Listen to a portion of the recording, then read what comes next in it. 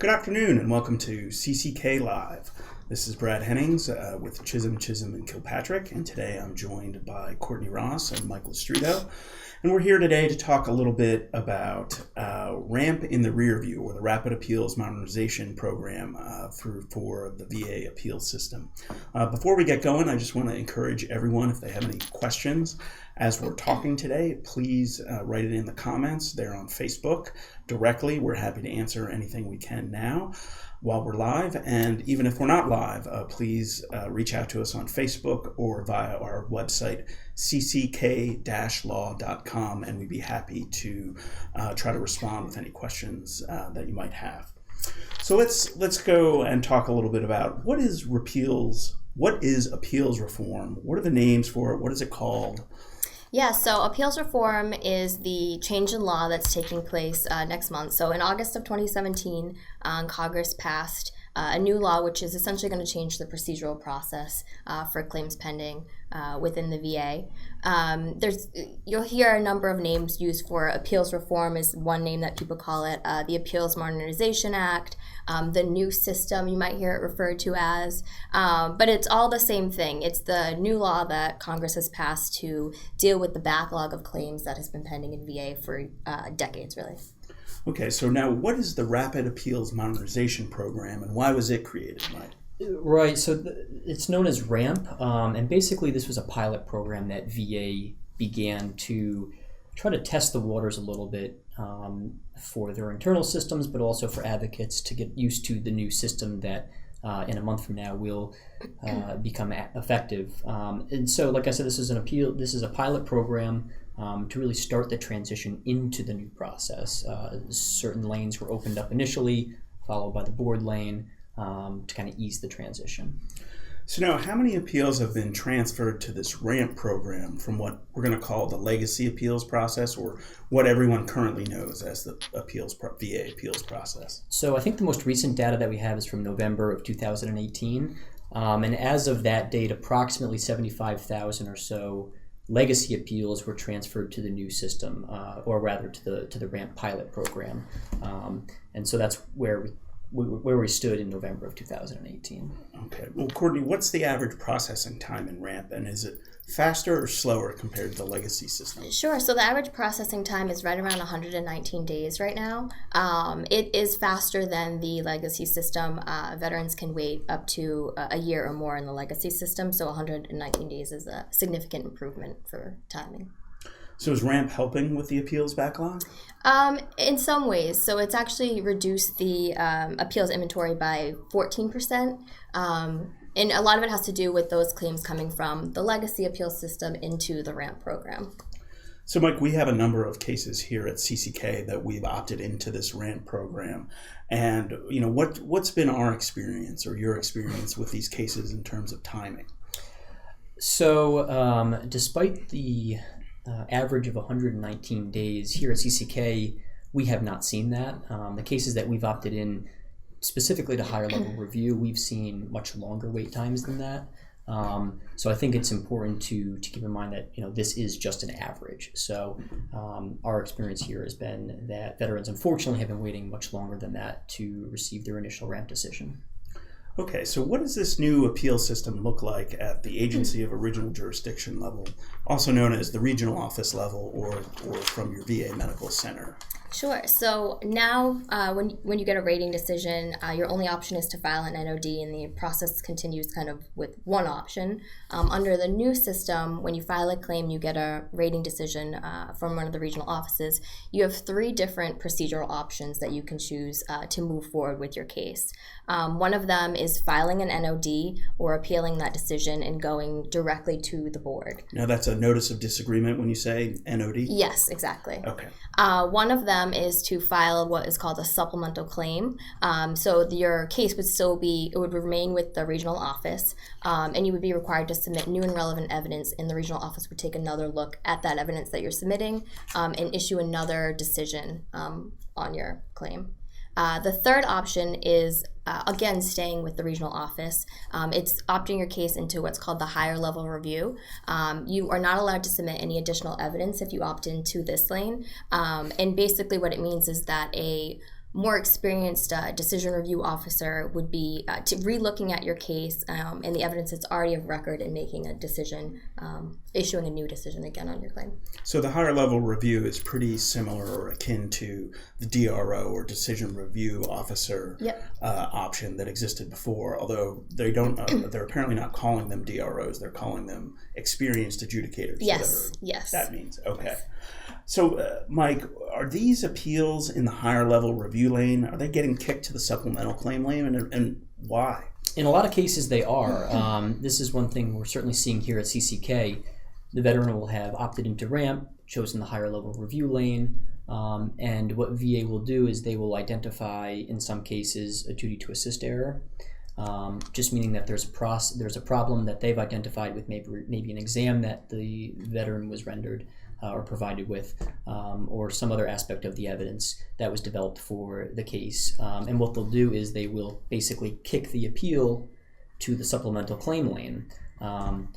This has a couple of different ramifications. Number one, I think, going back to the time it's taking on average to process decisions. For veterans, they don't see, rightfully so, they don't see any difference in the time that it's taking them or taking VA to adjudicate their claim, regardless of the fact that it's been kicked to a new lane. But in VA's eyes, a lot of times that can start the clock anew. They will maybe not report the time it's taking on that appeal in the same way that they would if the appeal had stayed in higher level review the entire time. Got it. So when RAMP first started, the appeals lane, also known as the board lane or the notice of disagreement lane, was not open to veterans. When did that open up as part of RAMP? Recently, just as of October of 2018. Okay, well, how has the Board of Veterans' Appeals been coping with these RAMP appeals so far? Yeah, so in fiscal year 2018, I think the board made a lot of decisions or a lot of movements to get ready for the increased appeals that were coming their way. So they actually had a 62% increase in the number of board decisions that were issued for fiscal year 2018. It was just over 85,000 compared to, I think, around 52,000 the year before. So that's a significant increase. In addition, they've been increasing the personnel at the board in preparation for, again, the increased number of appeals that are coming their way. So they hired just over 200 people in fiscal year 2018, which brings the total board personnel to just over 1,000. And interestingly, just 5 years ago, the number of employees at the board was half of that. So they've taken steps to prepare for the increased appeals that are going to be coming with both RAMP appeals and once the new appeals reform actually goes into effect. So with all these extra employees working on these cases and all these extra decisions, what does that mean in terms of promulgating or issue when the board grants something? Then the regional office has to do what they call promulgating it via rating decision. So is there a backlog of those board grants, and what does that mean?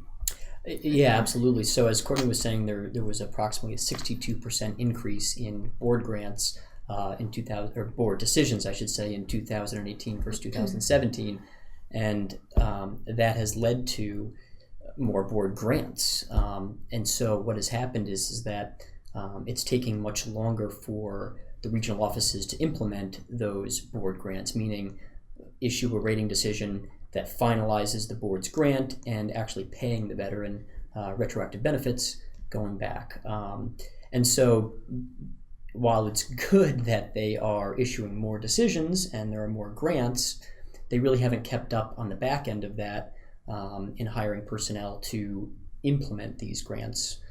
And so we are seeing delays, unfortunately, for a lot of our veteran clients who have won their case at the board, been issued a grant, and now they're waiting just for that grant to be implemented down below at the agency level.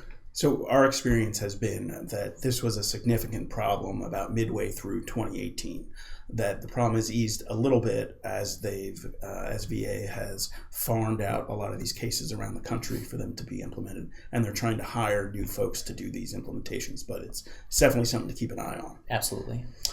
So let's talk a little bit about what this new appeal system looks like at the Board of Veterans' Appeals level. Sure. So if you get a rating decision and you choose to or you choose the appeals lane or to file the notice of disagreement to the board, you actually have 3 additional options at this point for how you want to move forward with your appeal at the board. There's a hearing lane that you can select when you file the notice of disagreement, meaning you're requesting a board hearing. There's what's called the direct docket. So you'd file the notice of disagreement with no additional evidence can be submitted if you choose that option. So the board would just be considering what's already evidence of record at the time of the rating decision that you get from the regional office. The third option is the evidence lane. So you can submit the notice of disagreement and request time to submit evidence. And once you file the notice of disagreement, you have a 90-day period to submit any additional evidence that you want the board to consider. So that's a great thing to mention about the ability to add evidence. In the new system, we're dealing with, in some of the options, what they call a closed record, meaning you can't add additional evidence subsequent to the initial rating decision. And that's true in the board's direct review lane, and that's the lane they expect to go fastest and be decided within 365 days. And it's also true within the higher level review lane, where you're not able to add any additional evidence. So that's a significant difference from the current appeal system. I just wanted to point that. Yeah. And I should mention too that in the hearing lane you can submit evidence. You have to submit it at the hearing, or again you'll have a 90-day period after the hearing where you can submit it. Speaking of that, so which docket have ramp participants been choosing most, Mike? This is interesting because there have been, the latest numbers that we have, approximately a little over 1,000 ramp decisions that have been appealed to the board in one of the many 3 lanes. Out of those, greater than 50% of those veterans have elected a hearing. And so there's a significant backlog in that particular lane. So it's my understanding that because not only there's a tremendous hearing backlog at the Board of Veterans' Appeals that's many years long, and it's my understanding that these cases will even go to the back of the line compared to the legacy hearing cases.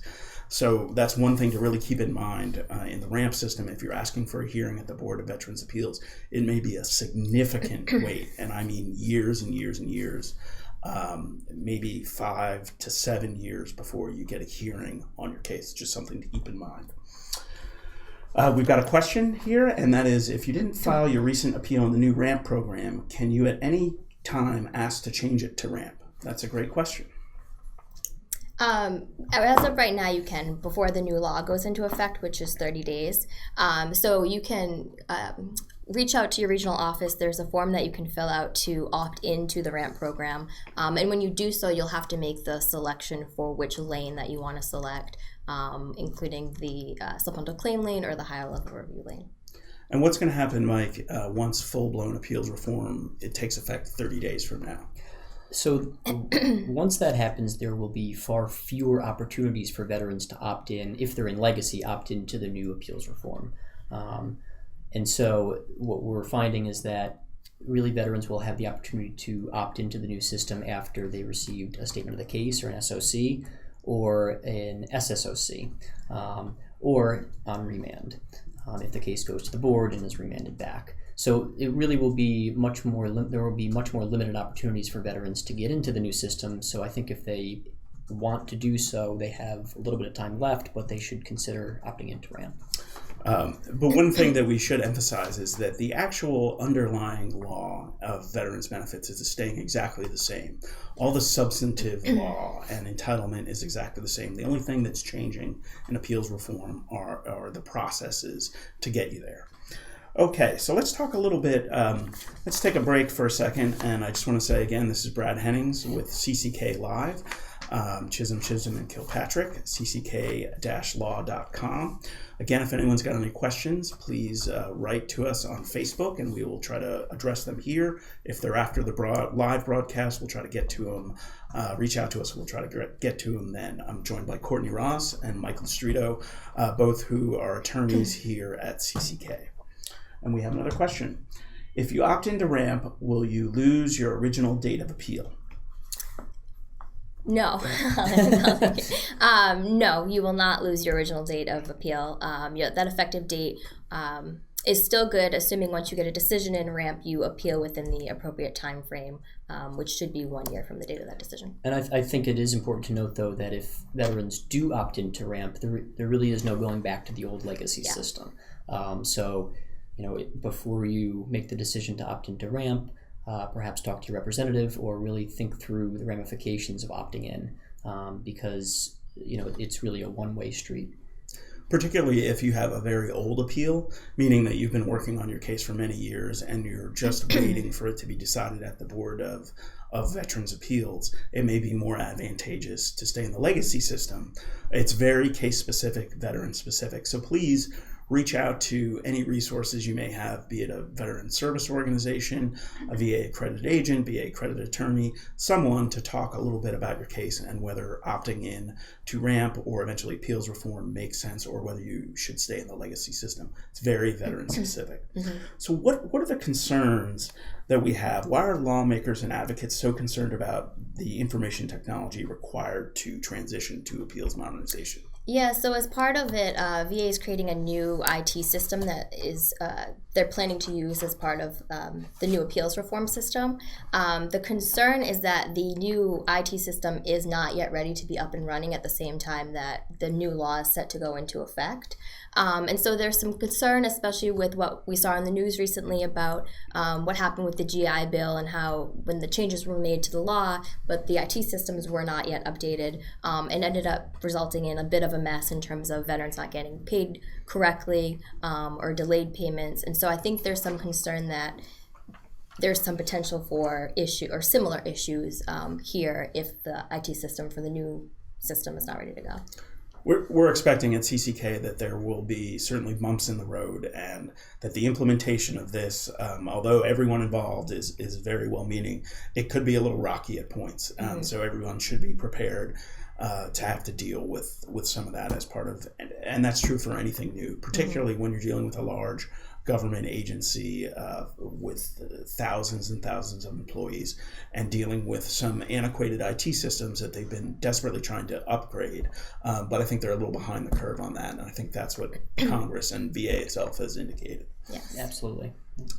So how is VA addressing the concerns about starting to process these new appeals in the new appeal system while continuing to get through the legacy claims backlog or appeals backlog, which I understood to be between 400,000 and 500,000 cases?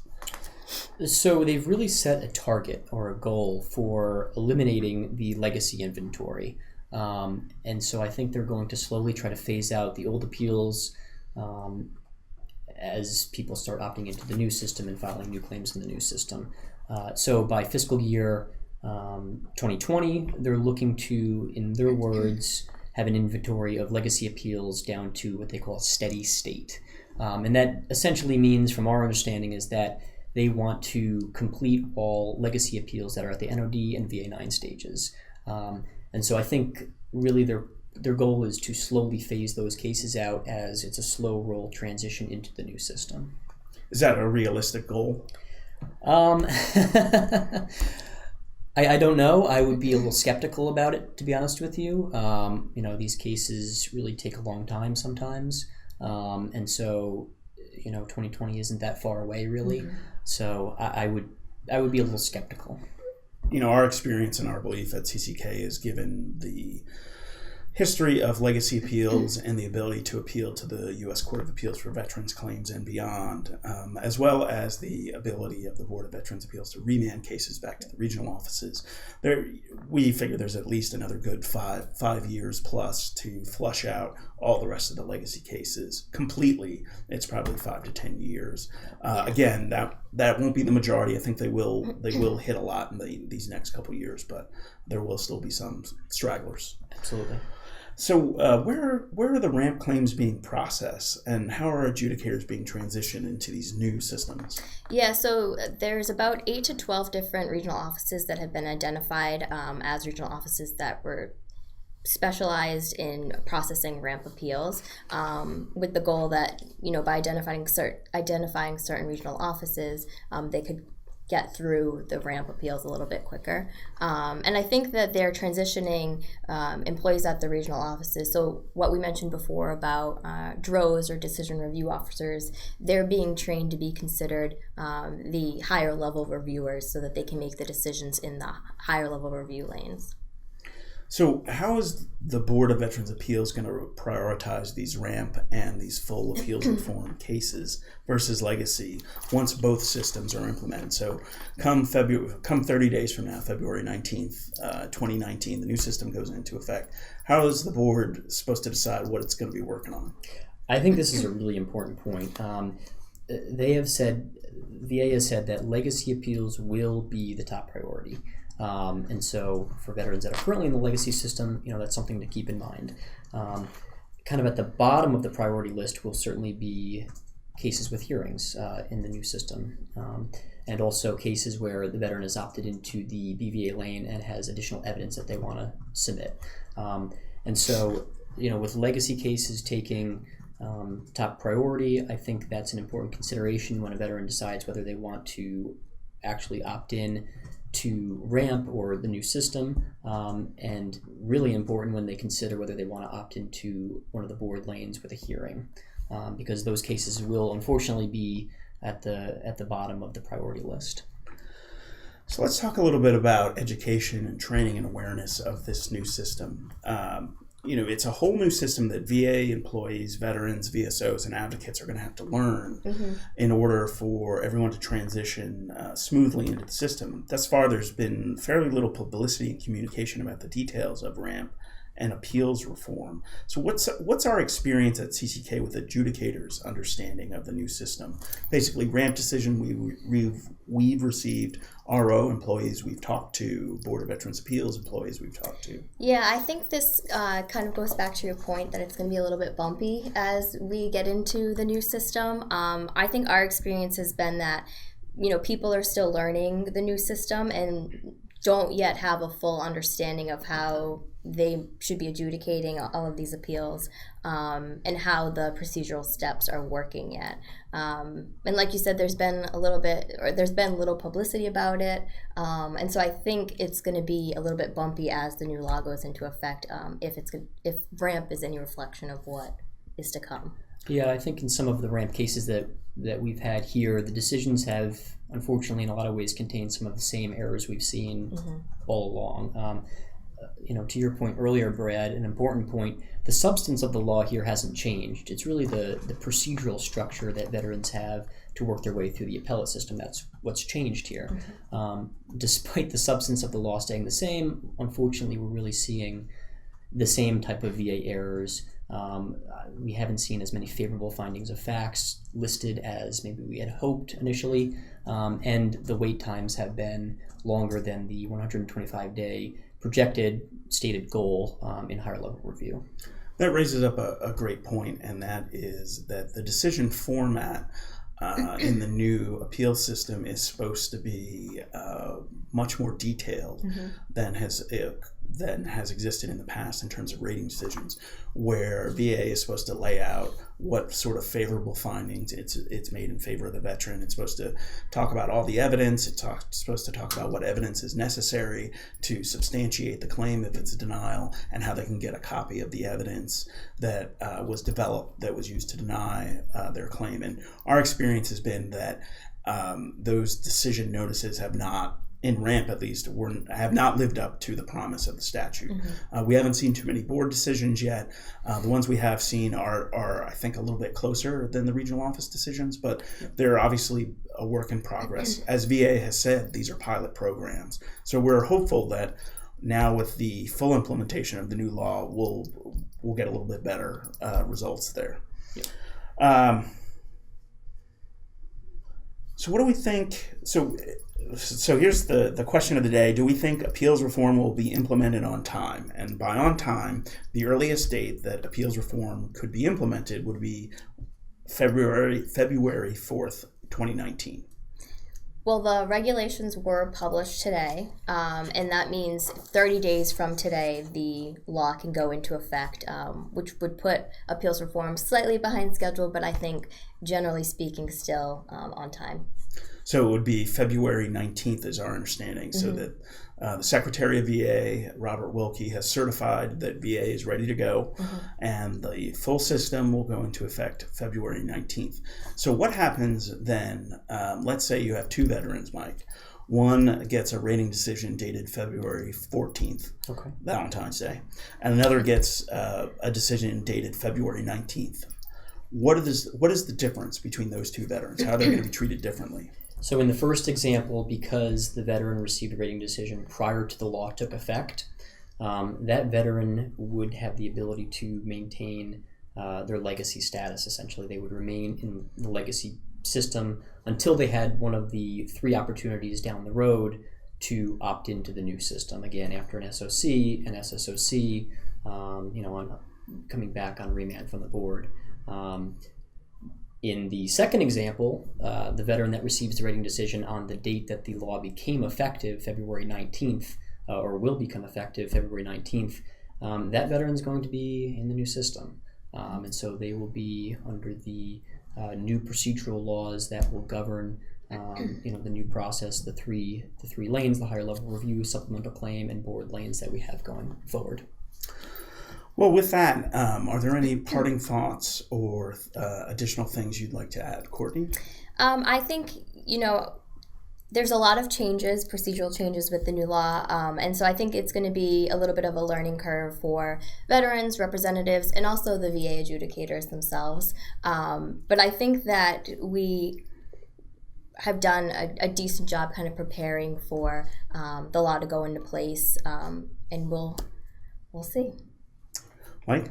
Yeah, I would just say that, I think if, veterans out there that are in the legacy system right now, it's important to really assess the negatives and the positives of opting into RAMP while they still can, or down the road into appeals reform, knowing that legacy appeals at the board will take priority, and that if they were to request a hearing, they should probably think long and hard about it, because that could potentially mean that their case would take several years longer than maybe it might have otherwise. So I just would say that there are negatives, but there are also positives to the new system, and it's really incumbent upon the veteran and the veteran's representative to kind of think it through before they make any drastic decision. And that's a great point. Again, we can't emphasize enough to seek help when you're trying to make some of these decisions, either from a veteran service organization, a state service organization, a VA accredited agent, or VA accredited attorneys like CCK, before you make those kind of decisions, because they can have significant impacts on the timeliness and the quality, potentially, of your claim. With that, I will say that CCK has spent an inordinate amount of time over the last year and a half trying to work through what appeals reform means for our clients, for our future clients, for the system as a whole, and we feel confident that we will all get it right here eventually, and that we've got a path through the new system, although it may be confusing and a little bumpy at times. Again, I'm Brad Hennings. This is Courtney Ross, Michael Estrito with CCK Live. It's Chisholm, and Kilpatrick. Please, if you've got any additional questions or you're seeing this when it's not live, drop us a line at Facebook or go to our website at cck-law.com. Thank you so much for joining us, and please reach out if anyone's got any questions. Thanks.